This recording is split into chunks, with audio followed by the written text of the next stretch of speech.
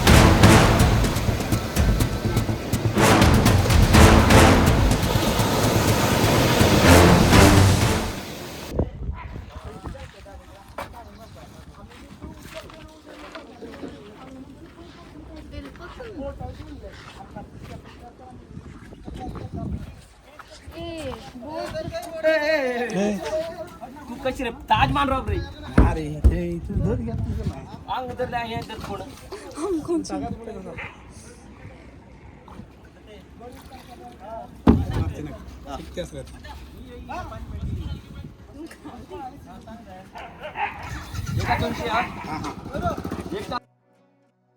Hello guys, welcome back to episode 3 of Gokarna series.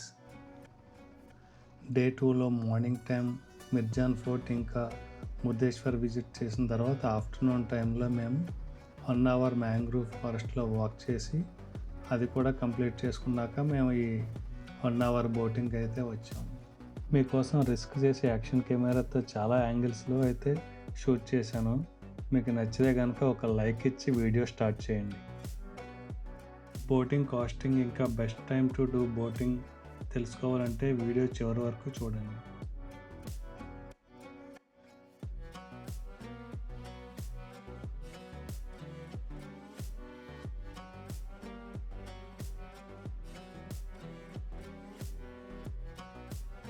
మీరు first time ఈ video చూస్తున్నా, already నా వీడియోస్ చూస్తూ ఇంకా సబ్స్క్రైబ్ చేసుకోకపోయినా, మీకు ఈ వీడియో నచ్చినట్లయితే సబ్స్క్రైబ్ చేసి మన ఛానల్ మెంబర్గా మారిపోవచ్చు కదా.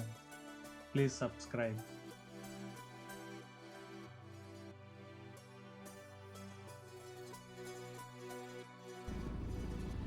గమనించారా నీరు ఎంత స్వచ్ఛంగా ఉందో, ప్రశాంతంగా ఉందో.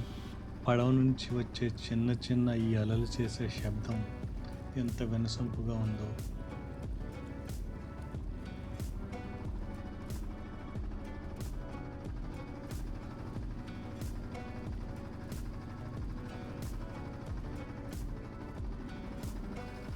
తీరం వెంట ఎత్తుగా నిలబడి ఉన్న ఈ కొబ్బరి చెట్ల వరుసలు చూడండి. వాటి నీడ ఈ ప్రయాణానికి మరింత అందాన్ని చేకూరుస్తున్నాయి. అన్నట్టు మీకు బోటింగ్కి బెస్ట్ టైం ఎప్పుడో చెప్తానన్నాను కదా. ఈవినింగ్ 5 o'clockకి మీరు స్టార్ట్ అయ్యేటట్టు చూసుకోండి. ఆ టైంలో ఏంటంటే సూర్యాస్తమయం, ఆ సన్సెట్ వల్ల ఏర్పడే సూర్యకిరణాలు నీటిపై పడి మీ బోటింగ్ మరింత ప్లెజెంట్గా ఉంటుంది.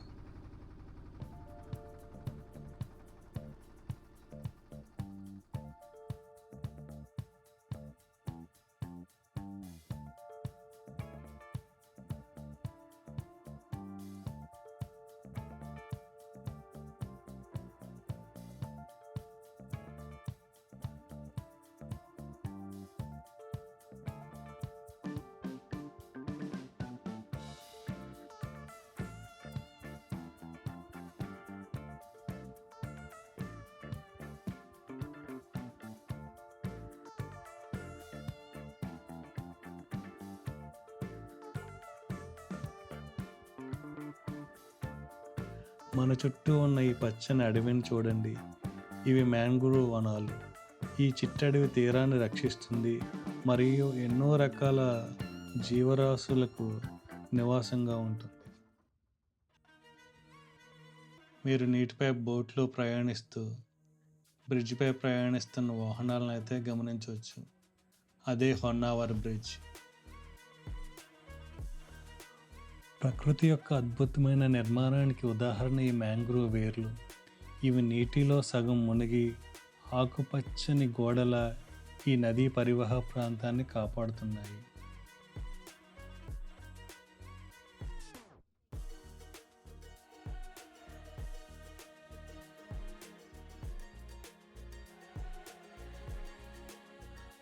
ముఖ్యంగా ఈ బోటింగ్ చేసేటప్పుడు మనం గమనించాల్సిన విషయం ఈ ప్రాంతంలో నివసించే నీటి కోళ్ళు. వేలాడుతున్న కొమ్మలపై కూర్చున్న ఈ పక్షులు తమ ఉనికిని చాటుతున్నాయి. వాటి అందమైన విన్యాసాలను మనల్ని ఆశ్చర్యపరుస్తాయి.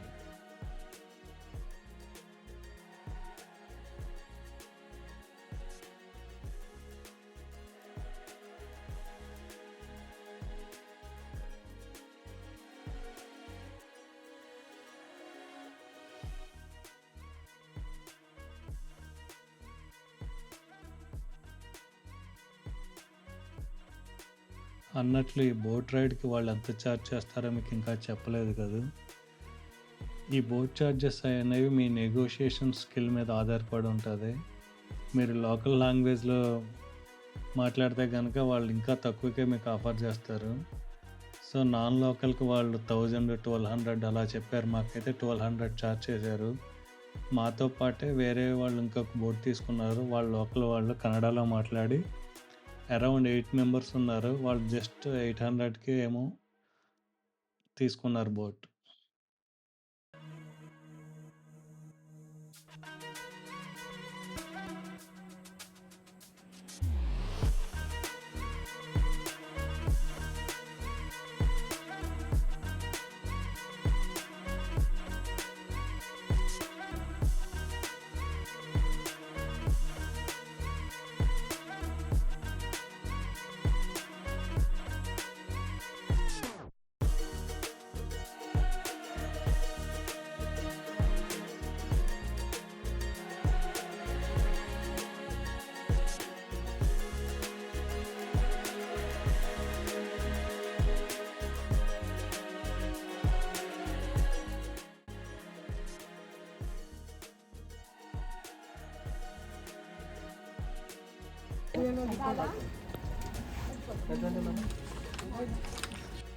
ఇదే ఫ్లోటింగ్ మార్కెట్. మీకు ఇక్కడ క్విక్ స్నాక్స్ లాంటివి దొరుకుతాయి, కూల్ డ్రింక్స్ లాంటివి కూడా దొరుకుతాయి. మేము బటర్ మిల్క్ ట్రై చేసాం, ఇంకా లెమన్ సోడా ట్రై చేసాం. టేస్ట్ అయితే బాగుంది.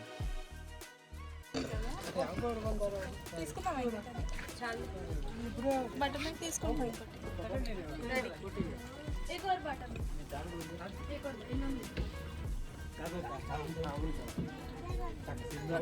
3 बटर मिल्क ఒక సోడా 20 60 70 9 చెప్తారు. ఇంకో తీసుకోలేదు ఒకటి 100. ఒక్కసారైనా ఖచ్చితంగా చేయాల్సిన రైడ్ ఇది. ప్రశాంతత, ప్రకృతి అందాలు, అరుదైన మ్యాంగ్రూవ్ అడవులు ఇవన్నీ కలిసి ఈ ట్రిప్ను లైఫ్లో మర్చిపోలేని జ్ఞాపకంగా మార్చేస్తాయి మీకు. ఈ బోట్ రైడ్లో ఇలాంటి రకరకాల పక్షులు అయితే మీకు కనిపిస్తాయి. ఆన్ ది వేలో రైడ్లో చూసి ఎంజాయ్ చేయండి.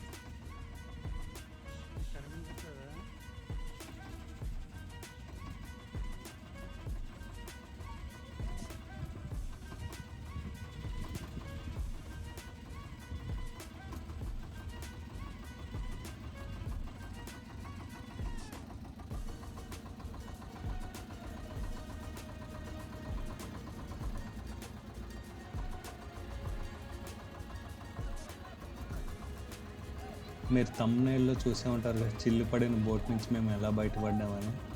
యాక్చువల్గా అయితే మేము ఆ బోట్ ఎక్కలేదు, వేరే బోట్ ఎక్కాం, అందుకే బయటపడ్డాం. మేము ఫ్లోటింగ్ మార్కెట్ దగ్గర ఆగినప్పుడు అనుకోండి, బోట్లోకి అయితే వాటర్ రావడం స్టార్ట్ అయినాయి. అతనైతే ఆ వాటర్ తీసుకొస్తానే ఉన్నాడు బయటికి, అవి వస్తూనే ఉన్నాయి.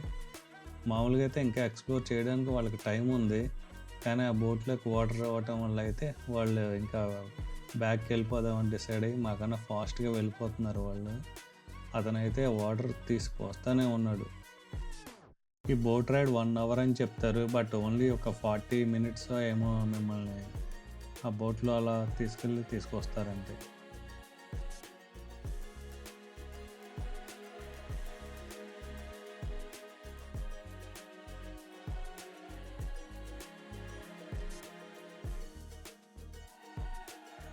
ఆకాశంలో ఉన్న ఈ సూర్యుడు ఎంత ప్రకాశవంతంగా ఉన్నా ఈ ప్రాంతంలోని పచ్చదనం, నీటి చల్లదనం వలన వాతావరణం చాలా హాయిగా ఉంటుంది. ఈ బోట్ రైడ్ కేవలం గమ్యాన్ని చేరుకోవడం కాదు, క్షణక్షణం ప్రకృతి అందాన్ని మన మనసులోకి నింపుకోవటం. ఇక్కడ ప్రశాంతత మీ రోజువారీ ఒత్తిడిని దూరం చేస్తుంది, మీకు ఒక కొత్త శక్తినిస్తుంది. ఇది ఒక అపురూపమైన అనుభవం.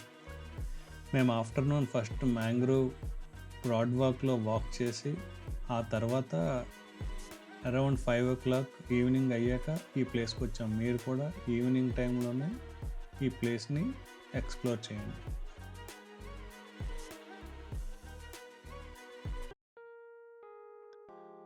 పచ్చని ప్రపంచానికి స్వాగతం. ఇది కర్ణాటకలోని Honnavar Sharavathi Kandla mangrove boardwalk. సముద్రపు అలలు, నదీ జలాలు కలిసే ఈ సుందరమైన తీర ప్రాంతం పర్యావరణ వ్యవస్థలో మనం అడుగు పెడుతున్నాం. ఇక్కడ చెట్లు సముద్రంలో కలిసి జీవిస్తాయి, మన తీరాన్ని రక్షిస్తాయి. ఈ ప్లేస్ వచ్చి ఫోటోషూట్స్ కూడా చాలా ఫేమస్ అన్నమాట. ప్రీ వెడ్డింగ్ షూట్స్ అయితే చాలా జరుగుతూ ఉంటాయి. ఈ అద్భుతమైన మడాడవులు కేవలం పచ్చదనమే కాదు, ఇవి మన భూమికి సహజ రక్షణ కవచాలుగా ఉంటాయి. తుఫాన్లు, సునామీ లాంటి విపత్తుల నుంచి తీర ప్రాంతాలను రక్షించడంలో వీటి దట్టమైన వేళ్ల వ్యవస్థ కీలక పాత్ర పోషిస్తుంది.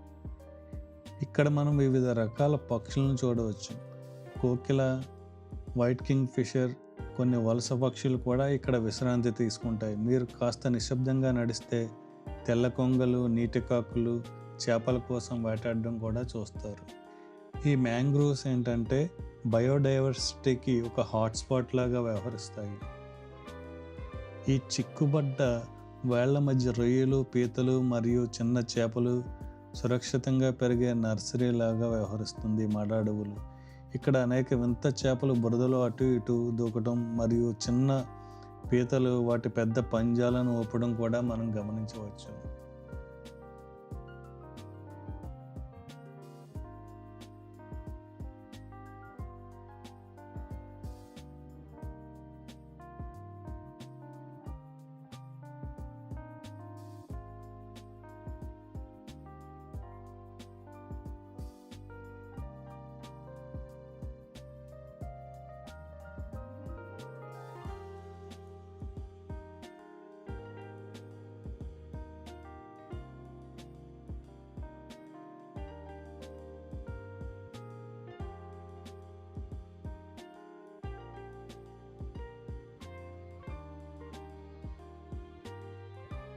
అప్రాక్సిమేట్లీ 1.5 kilometers పొడవైన ఈ చెక్క వంతెనపై నడవటం ఒక అద్భుతమైన అనుభూతి.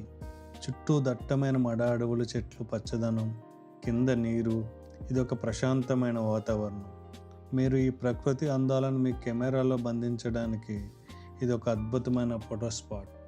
మేము ఇక్కడే కొన్ని ఫొటోస్ కూడా తీసుకున్నాం, మీరు ఆ ఫొటోస్ కూడా చూడవచ్చు.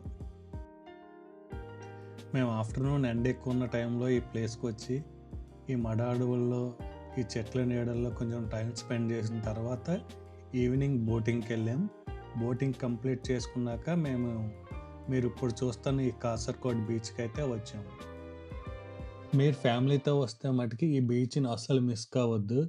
ఇది హొన్నావర్ మ్యాంగ్రోవ్ ఫారెస్ట్కి అతి దగ్గరలో ఉంటుంది. ప్లస్ మెయిన్ రోడ్ నుంచి చాలా దగ్గరలోనే ఈ బీచ్ మీకు ఉంటుంది. ఈ బీచ్ యొక్క ప్రత్యేకత ఏంటంటే ఇది blue flag certified beach. Blue flag certified అంటే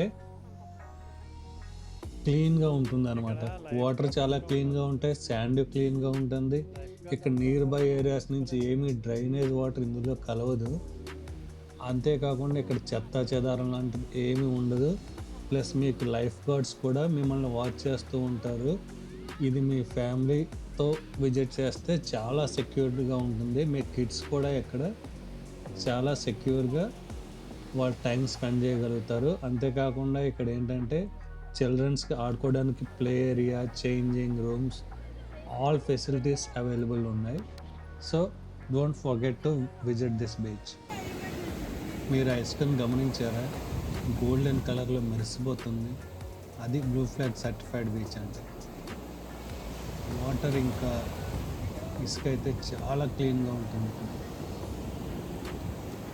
ఈ బీచ్ సన్సెట్కి చాలా ఫేమస్. ఈవినింగ్ టైం మీరు ఈ బీచ్కి దగ్గరలో ఉంటే మట్టుకి సన్సెట్ అస్సలు మిస్ కావద్దు.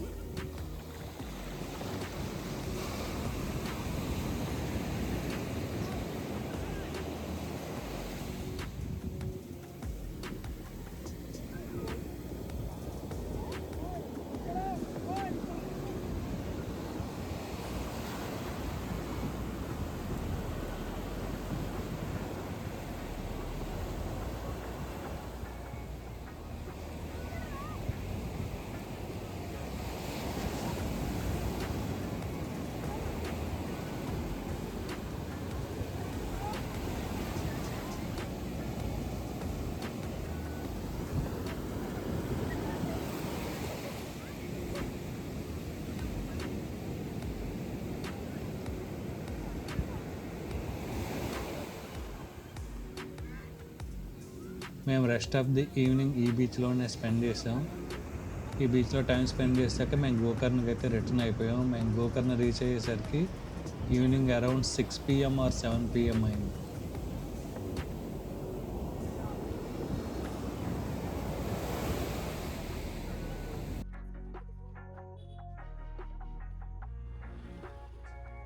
మేము డిన్నర్ టైంకి మా రెగ్యులర్ స్పాట్ అయిన జోస్టల్ వాళ్ళ మంత్రా కేఫ్కి అయితే వచ్చేసాం. ఈ జోస్టల్లో కొన్ని కాటేజెస్ కూడా ఉన్నాయి, మీకు చూపిస్తాను ఈ వీడియోలోనే.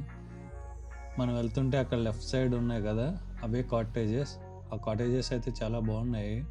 సో ఇక్కడ స్టే చేస్తే ఏంటంటే, ఇక్కడ స్టే చేసి దీనికి ఆపోజిట్లో ఉన్న మంత్రా కేఫ్లో అయితే మీరు లంచ్ డిన్నర్ అన్నీ చేసుకోవచ్చు. మళ్ళీ బయటకి ఎక్కడికి వెళ్ళక్కర్లేదు. ఆ ముందు కనిపిస్తుంది మంత్రా కేఫ్. ఇక్కడైతే మనకి హైదరాబాద్ ఫుడ్ ఆల్మోస్ట్ అవైలబుల్ ఉంది, అది కూడా రీజనబుల్ ప్రైస్లోనే ఉంది. సో నెక్స్ట్ టైం మీరు గోకర్ణ విజిట్ చేసినప్పుడు ఈ మంత్రా కేఫ్ని కూడా ట్రై చేయండి ఒకసారి. ఈ జోస్టోలో ఏంటంటే బ్యాక్ ప్యాకర్స్ ఎక్కువ మంది స్టే చేస్తూ ఉంటారు. మీకు రీజనబుల్లో బంక్ బెడ్స్ అయ్యి ఇక్కడైతే అవైలబుల్ ఉంటాయి. మీరు కనుక సింగిల్గా ఎక్స్ప్లోర్ చేయడానికి బ్యాక్ ప్యాకింగ్ చేస్తే కనుక ఈ జోస్టల్లో బుక్ చేసుకోవడానికి ట్రై చేయండి. మీరు ఇక్కడ నుంచి వర్క్ చేయాలన్నా చేసుకోవచ్చు. మీకు wifi, work station facilities, laundry అన్నీ అవైలబుల్ ఉంటాయి. మీరు సింగిల్గా ట్రావెల్ చేస్తే కనుక ఈ బ్యాక్ ప్యాకర్స్కి ఈ జోస్టల్స్ బెటర్ అనమాట. డే 3ని మేము ఓన్లీ బీచ్ డే కింద పెట్టుకున్నాం. ఓన్లీ గోకర్ణ లోకల్ బీచెస్ అన్ని ఎక్స్ప్లోర్ చేయాలని మా ప్లాన్.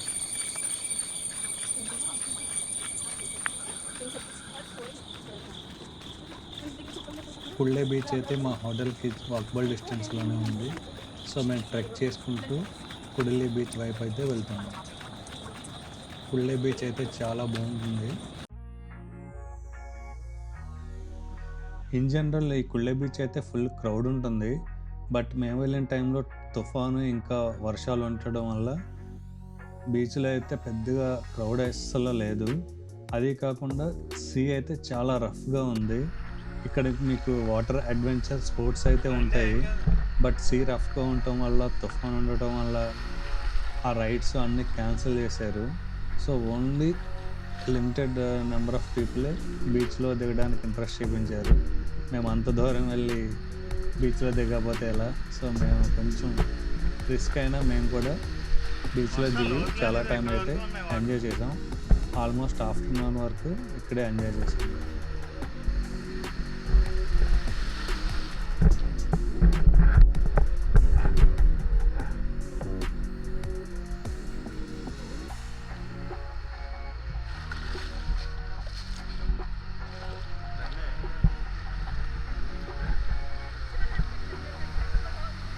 కొంచెం ఒక 2 నిమిషాలు అయితే ఇంకా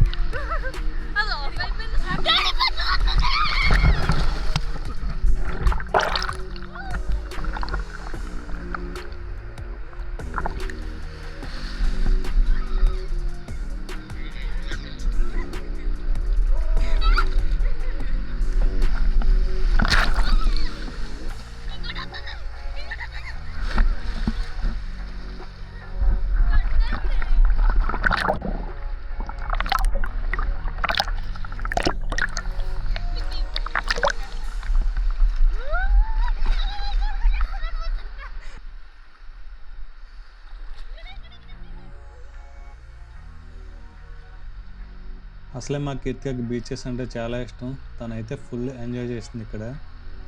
ఇది ఫుల్ బీచ్ డే కావటం వల్ల ఇది ఇంకా ఫస్ట్ బీచే. ఇక్కడ కూడా చాలా బాగా ఎంజాయ్ చేసింది.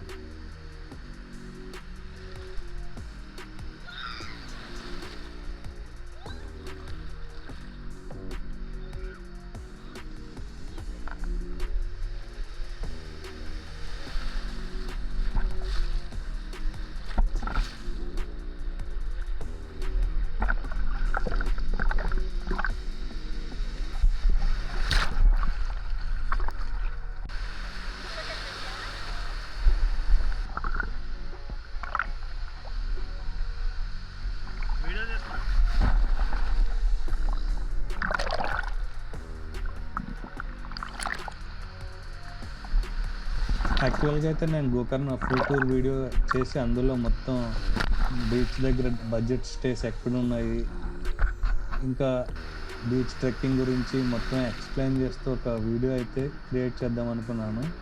బట్ ఈ గోకర్ణ సిరీస్కి నేను ఎక్స్పెక్ట్ చేసిన రెస్పాన్స్ అయితే లేదు అంతా. ఎపిసోడ్ 1 అరౌండ్ ఓన్లీ 300 పీపులే చూశారు. ఇంకా ఎపిసోడ్ 2 అయితే ఘోరంగా 150 పీపులే చూశారు. సో అంత రెస్పాన్స్ లేనప్పుడు అనవసరంగా మళ్ళీ నేను నా టైంని ఇదే సిరీస్ మీద స్పెండ్ చేయడం నాకు అంత వైబుల్ అనిపించలేదు. అందుకే నేను ఈ గోకర్ణ ఫుల్ టూర్ వీడియో అయితే స్కిప్ చేస్తున్నాను. మ్యాక్సిమం అన్నీ ఈ వీడియోస్లోనే ఎక్స్ప్లెయిన్ చేస్తున్నాను కాబట్టి ఇంకా అంత అవసరం కూడా ఉండకపోవచ్చు. ఈ వీడియో కన్నా మీరు మంచి రెస్పాన్స్ ఇచ్చి బాగా లైక్ చేసి సబ్స్క్రైబ్ చేస్తే కనుక నేను మరిన్ని సిరీస్లు మంచి లొకేషన్లో మీకు చూపించడానికి అయితే ట్రై చేస్తాను.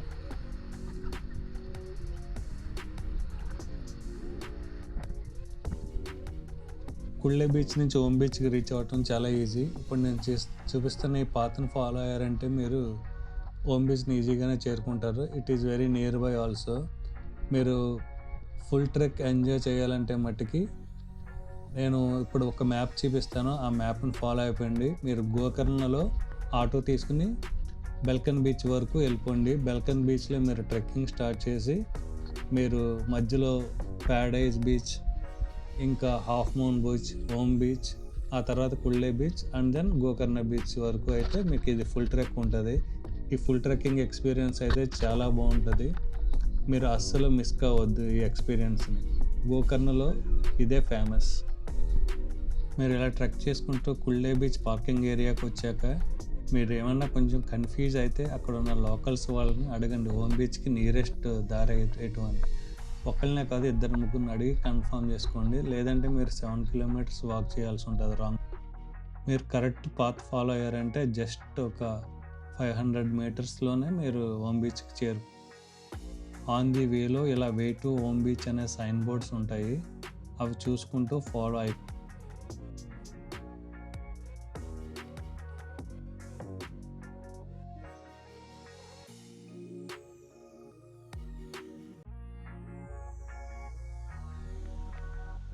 ఫైనల్గా మనం ఓం బీచ్కి అయితే రీచ్ అయిపోయాం. ఓం బీచ్లో కూడా సేమ్ సిచ్యువేషన్.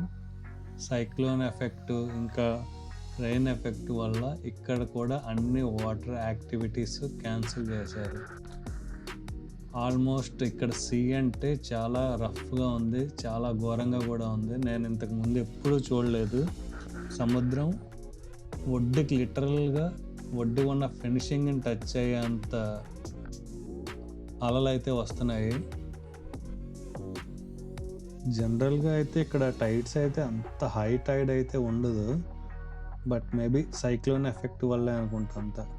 ఇక్కడ కొందరు ఫిషర్మెన్స్ అప్పుడే పట్టిన చేపలు అవి సెగ్రిగేట్ చేసుకోవడం కూడా మీరు గమనించారా? మీరు ఈ వీడియోలో వాటర్ అడ్వెంచర్ స్పోర్ట్స్కి యూజ్ చేసే ఎక్విప్మెంట్ అంతా ఒడ్డున పెట్టేసి వాళ్ళందరూ రెస్ట్ తీసుకుంటున్నారు. సముద్రం అంత రఫ్గా ఉంది, వాళ్ళే వెళ్ళట్లేదు అసలు. అంత హై టైడ్ అయ్యి ఉన్నాయి. చెప్పాను కదా water almost fencing, beach fencing touch అవుతుందని. మీరు చూడొచ్చు ఆల్మోస్ట్ నడవడానికి కూడా దారి లేదు. మనం నడిచే పాత వరకు కూడా ఆ అలలు అనేవి వచ్చేస్తున్నాయి. నేనైతే ఫస్ట్ టైం ఇంత ఒడ్డుకి ఇంత అలలు ఎంత క్లోజ్గా రావటం చూడటం అయితే లాస్ట్ టైం వచ్చినప్పుడైతే లిటరల్గా సముద్రం చాలా దూరంలో ఉంది, పబ్లిక్ కూడా చాలామంది ఉన్నారు, వాటర్ స్పోర్ట్స్ అందరూ ఎంజాయ్ చేయటమే చూశాను.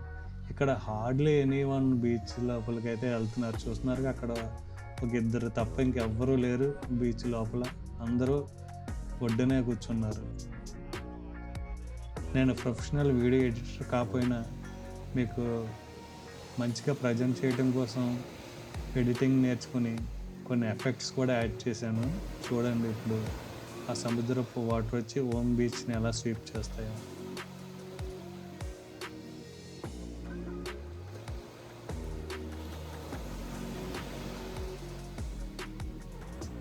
డే 3 అయితే మేము మొత్తం బీచ్లోనే స్పెండ్ చేసాం. ఇక్కడే బ్రేక్ఫాస్ట్, ఇక్కడే లంచ్ చేసుకుని ఈవినింగ్ అయితే మేము మా హోటల్కి వెళ్ళిపోయాం. నెక్స్ట్ డే మాకు మళ్ళీ హైదరాబాద్ రిటర్న్ అవ్వడానికి జర్నీ స్టార్ట్ చేయాల్సి ఉంటుంది కాబట్టి, సో మేము మార్నింగ్ అయితే గోకర్ణ బస్ స్టాండ్కి అయితే రీచ్ అయ్యాం. గోకర్ణ బస్ స్టాండ్ నుంచి హుబ్లీకి అయితే వెళ్ళాలి. సో ఆ రోజు ఫుల్ రెయిన్ ఉండటం వల్ల మేము గోకర్ణ బస్ స్టాండ్కి రీచ్ అవ్వడం కూడా చాలా కష్టమైంది. సో ఇదే గోకర్ణ బస్ స్టాండ్. ఈ గోకర్ణ బస్ స్టాండ్లోనే మేము హుబ్లీకి రీచ్ అవ్వడానికి బస్ ఎక్కి హుబ్లీ చేరిన తర్వాత అక్కడ ట్రైన్ క్యాచ్ చేసి హుబ్లీ నుంచి అయితే హైదరాబాద్ రీచ్ అయ్యాం.